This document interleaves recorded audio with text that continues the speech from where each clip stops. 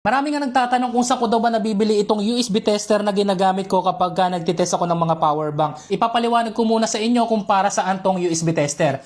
So una, malalaman mo yung voltage ng isang power bank or charger. Makikita mo rin yung eksaktong wattage. Makikita mo rin yung ampere. And then ang kagandahan po dito kapag ginamit nyo ito sa mga power bank, malalaman nyo rin yung totoong capacity niya, pero medyo matagal nga lang kasi kailangan mo pang ilobat itong power bank at saka mo siya i-full charge.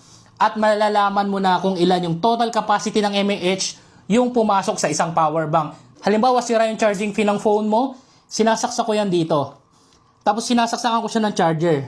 Kapag hindi po gumana yan, ibig sabihin sira yung charging pin na yan. And then matitest po natin kung shorted yan. Kumukurap-kurap yung pinaka-ilaw niya kapag shorted po yung ating cellphone. So ito po yung ating USB tester. Napakaganda nito mga idol.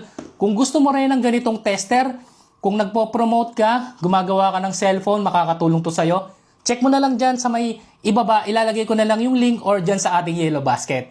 Yun lang. Salamat.